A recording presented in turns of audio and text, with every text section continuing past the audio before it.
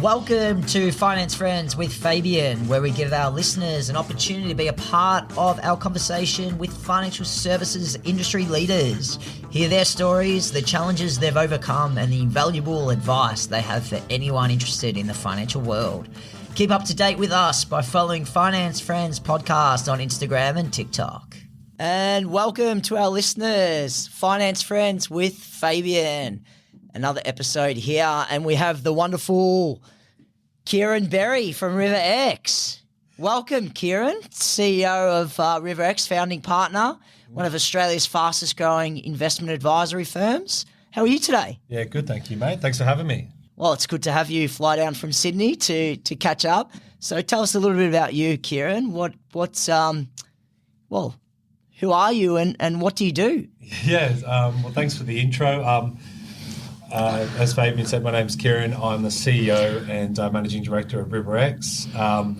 My background is, I've worked in the financial services industry for over a decade now, previously at one of Australia's largest growing mid-tier firms. But really, I'm just a regular guy. Grew up in Western Sydney, played rugby league growing up, very sort of ordinary background, but now I'm sort of busy building a business. Fantastic. And well, that's one of our questions towards the end around what sporting team do you follow. So we'll leave it there for now.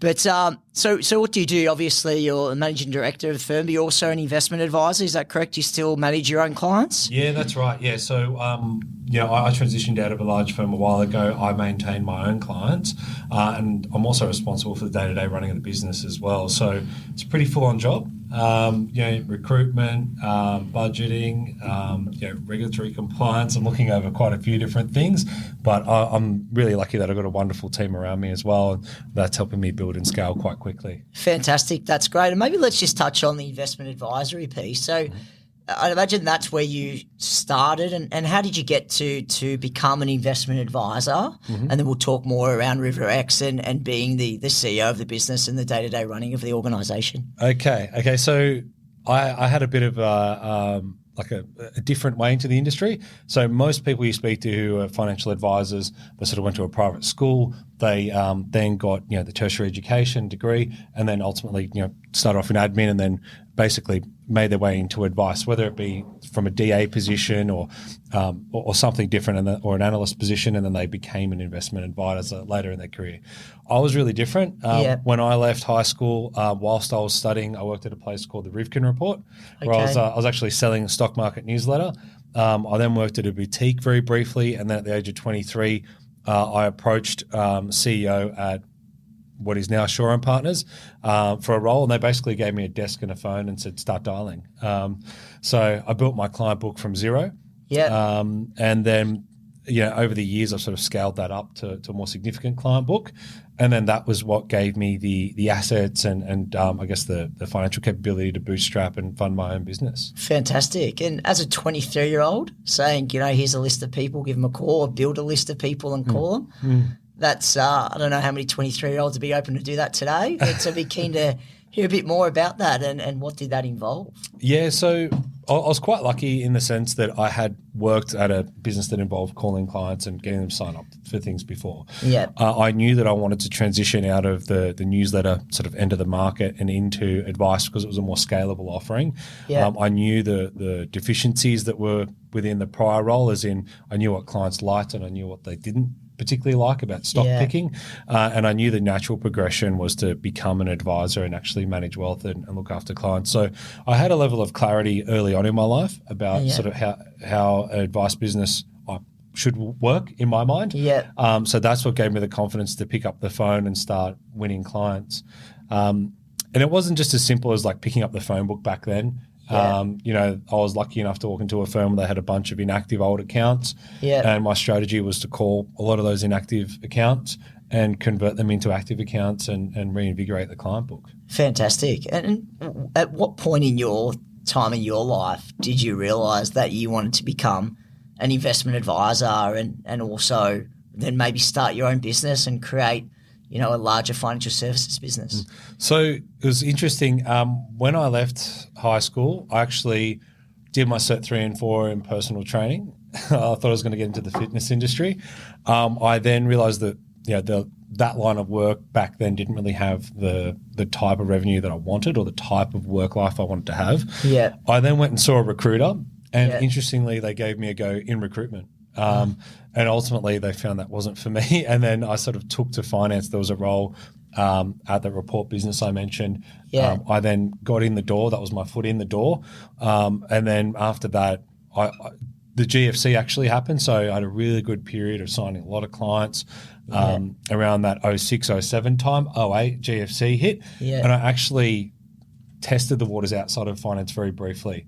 So I tested a few other things. Like I tested advertising. I went and worked at GQ, tried to sell print advertising. That was not for me. I then tried the buy now, pay laters. That wasn't for me. And then ultimately I just, I had those really short stints, but then I gravitated back to finance. So I knew that was my home at that point.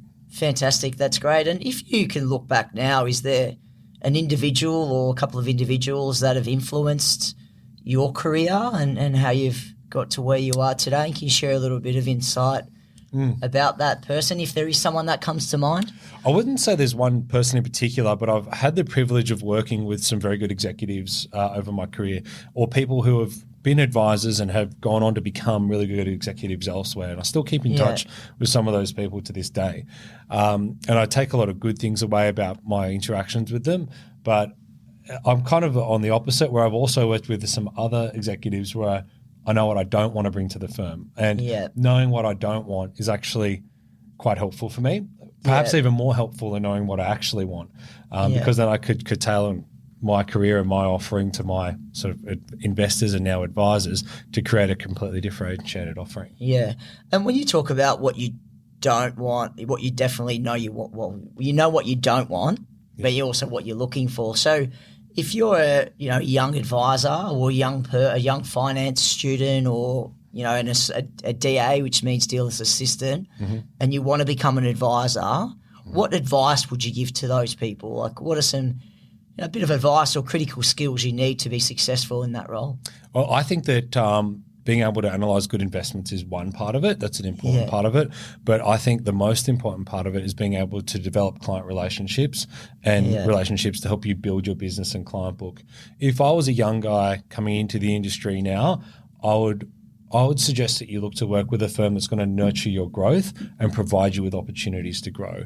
There are a lot of financial institutions out there that create barriers to entry, or you might be stuck in a position where you could be working there for 4, 5, 6 years without the opportunity for progression, where there are other financial institutions out there that will allow you to progress according to your skill set and how good you are. So look for those institutions that have those pathways for growth. Yeah, definitely. No, that's really good and insightful as well. Just want to touch on now maybe your role as the CEO of RiverX, and what does your day-to-day look like? Obviously, you're juggling lots of balls, but maybe talk to us about, how did your role change from being solely an investment advisor to now being a CEO and an investment advisor, and how does your day-to-day change? Okay, so I'm pretty grounded with health and fitness, and it's not just about work for me. Like, if I didn't have my other anchors, then my work life wouldn't flow in the way it does. So I've got 2 young kids, one that's 1 and one that's 2.5. Plus I've got the business. Plus I'm trying to do all these fitness events. Plus I'm doing charity, all this sort of stuff. And the answer to that is like routine. So a day typically for me looks like a 4 a.m. start. Back at home normally by 6 to then get the kids out of bed and ready for daycare. Normally dropping them at daycare at 6:37. I'm normally at the office by 7:38 latest. And then my day-to-day work is I'm normally clearing my emails to zero every single day, catching up with key stakeholders within the business, and then I go about my daily routine of checking in with my advisors, seeing how they're going with their investment process, their client onboarding, keeping an eye on the financials, the funds under management, and then also working with my support team, which includes EAs and DAs, to help book client meetings, client reviews, whilst keeping on top of my client book. That normally wraps up around 6 or 7 at night. And I'm normally home for bath time for the kids. And so, wow, it's a long day. I'm kind of like 4 hours a night type of guy. Yeah, okay. Yeah. Yeah, that's well, I get up at 5:30, and I'm an 8-hour kind of guy. I'm normally up at 5:30, but and if we want to touch on that, I guess that's really important around, what's important to you. Talk about health and fitness, and that's, one of my values. And obviously family is really important to you. But I do see some professionals that, maybe don't focus so much on health and fitness, or don't focus so much on family. But do you believe that's sustainable to have that? Obviously what's important to you is maybe not so important to other people. But when you're looking for advisors, is that what you're looking for, people that have similar values to you? Ideally, yes, but it's not the be-all and end-all. And ultimately, while I'm striving to have balance, you can't always have balance when you're running a business or trying to build a client book. When you're building a book of clients, it's very much akin to building a business, in the sense that you're out there trying to source talent. You're trying to find the right people that will help you further your business and your career. And there are times in your life where you can't have balance. There have been times where I'll have to neglect one of those things. Family is normally the last thing I'll neglect, but maybe skipping the gym will be the thing that comes up more often than not. But they're not the only things that you need to look for. In this line of work, you need integrity. You need credibility. You need reliability. Integrity, I think, being the main thing, especially you're dealing with people's financial affairs. So while those key pillars for me are important, I certainly don't think it's the be-all and end-all for what we look for in talent. Yeah, no, that's really insightful. And obviously investment markets is really important, and I don't want to go into, we're not talking about sort of specific advice, but when you talk to your clients, what do you believe in? How do you run your money? Or is there one way to run clients' money, or is there multiple different ways? Or what do you look at when you talk to a client around investment management? Yeah, so there's so many different ways in which you can manage a client's portfolio. I used to be very focused on stockbroking, which is where you're buying and selling direct equities, and you're really just trading the domestic share market or the international share market. I would say in the last 12 to 18 months in particular, and just towards the end of my tenure before I set up this business, I pivoted more to an asset allocation model where we're looking at alternatives in addition to traditional assets, and I'd probably have a split something like 45% traditional assets, which is your domestic equities, fixed income, cash, and then I was looking at 55% in alternatives, which is your commercial real estate, private credit, private equity, venture, hedge funds, and I think that split will grow. The alternatives market, I think, will probably continue to grow as our market becomes more sophisticated in Australia. The reason why I picked that model is it gave my clients access to a broader range of investments and investment solutions. It was more scalable for me because I wasn't sitting there watching company earnings. I had active managers in there doing the job for me. And I found that over time, having that balance across alternate asset classes really helped smooth out the investment returns for my clients. So selfishly, that meant that I could sleep better at night, but also it made sure they could sleep better at night too. Yeah, definitely. Well, I guess every client has different needs and objectives, but if you can make sure that you provide the best investment solution for each of your clients, then everyone benefits. That's right. Yeah, and the main game here is obviously benefiting the clients. If the client wins, everyone wins. Yeah, definitely. And I guess maybe tell us a little bit about, you've touched on your family life. You've got 2 young kids. You're into your health and fitness. And I have seen, on your socials that, you do some work fitness events. Yeah. So maybe let's touch on a little bit of that. Why is health and fitness important to you? I know why it's important to me, but and I know why it's important to life. But it's obviously, why is health and fitness important to you? It's kind of always been part of who I am and what I do. So I've always been competitive. I always played sport growing up. Anyone who's worked with me before knows it's a 1 or 2 a day regime. But it's that grounding, that discipline, that regime that keeps me there. And I find that, when everything's stacking up for me, like health, fitness, nutrition, then work normally stacks up as well. Yeah. So it's just one of those things where everything tends to fall into place. I also find I'm not getting distracted, but I'm not doing the long lunches. You're not drinking very much. And that means you have a better sort of clarity of thought. So that means that I'm getting a better quality of work output as well. And it normally means I'm getting better outcomes. Yeah. So that's why that's a really important anchor. And on the work front, I normally try and include a handful of fitness events each year that we all get involved in, and we normally try and associate some sort of charitable works with that too. Yeah. So recently we did the City to Surf in Sydney. We ran as a team. I mean, we started as a team, but I kind of took off. But it's like you don't finish as a team always and that stuff. But we do things like that, and we did the High Rocks fitness event in Sydney recently.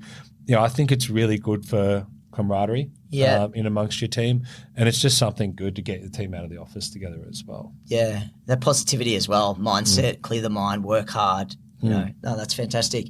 So we touched on you played rugby league a little bit. Yeah. So rugby league, talk us about sort of you growing up in Western Sydney playing rugby league. What got you in? Obviously, well, I'm a Melbourne guy. I'm an AFL guy. Yeah. But, if you grew up in Western Sydney, it's probably league and maybe a bit of cricket in the off-season. Yeah. But what made you get into to rugby league? Yeah, so, all of my friends at school played rugby league growing up. Yeah. All the guys I went to the gym with play rugby league. Before that, I was actually into competitive swimming. Okay. So, when I was in school, my parents had me in squad every morning and night. You'd be swimming 5-10K a day over the course of those 2 sessions if you're in the gold squad. And I used to train out at Homebush at Olympic Park. And then as I got older, like all the cool kids did boxing and played rugby. So that's what I did as well, as I started to sort of not be as competitive on the swimming front. But, being in Western Sydney, I played out at Campbelltown Collies. I then played at Narellan Jets and Cabramatta 2 Blues. And these are all like Western Sydney teams. Yeah. Like you're playing with a very sort of rough group of guys out there. So naturally you had to get into boxing at the same time. Yeah. But that meant I gravitated towards the local teams. So, I did some like rep footy out at West and stuff like that. But I was never a superstar on the footy pitch. It was just something that I loved doing. Yeah. And what did playing sport growing up, and both individual sport and team sport, teach you in your life and your career to date? Again, it's back to discipline. Yeah, and that's what it was, and routine. And it also taught me the importance of achieving small and achievable goals. So when you're playing sport or when you're training for an event, it's all about small wins. It's all about getting small, measurable, achievable wins that ultimately culminate to a larger goal. And that has a lot of parallels between what we do when we're running businesses or managing client books. That compounding effect of getting good results for your clients or the compounding effect of getting good results in your business. Yeah, and which rugby league team do you follow? Unfortunately, it's the West Tigers. So struggling a bit. So I think they've got the spoon locked in. So, I got a soft spot for them. Yeah, well, you never know. Maybe next year might be the year. I doubt it. And we like to finish, obviously, I'm a Melburnian, and one thing that I do a lot of is have coffees, and I always wonder what's your coffee order. If someone wants to take you out for a coffee, Kieran, what would you order? Long black. Long black. I've got to try and keep the weight down. If I have like an almond cap or something, it's game over for the rest of the day. We're not as sophisticated as you on the coffee, but we've got all right coffee in Sydney. Fantastic. Well, to our listeners, thank you very much, Kieran. Thank you for coming in. It's been a pleasure getting to know you. But just before we finish, just give us maybe a little bit more of a rundown of RiverX and what you do. Give your business a bit of a plug. Yeah, sure. So RiverX is a wealth management firm. We're currently based in Sydney and looking at other locations around the country. We provide advice to wholesale and retail clients on traditional assets and alternatives, as we said before. So it's a holistic wealth management solution, and we're actively out in the market bringing on advisors at the moment. So that's why I'm here in Melbourne, and I'm sure I'll be around the country a little bit more often. Well, fantastic. We look forward to Finance Friends with Fabian. Look forward to seeing your continuous growth, and I'm sure you'll be continue to be a market leader. So for our listeners, thanks, Kieran, for coming in, and keep an eye on our socials and keep an eye out for our podcast for next week. Thank you for joining. Cheers. Thanks, Fabian. Cheers. Disclaimer. This podcast exists for informational and entertainment purposes only. The personal opinions of the speaker and guests do not represent the view of any other party. If this recording contains reference to financial products, that reference does not constitute advice nor recommendations and may not be relied upon.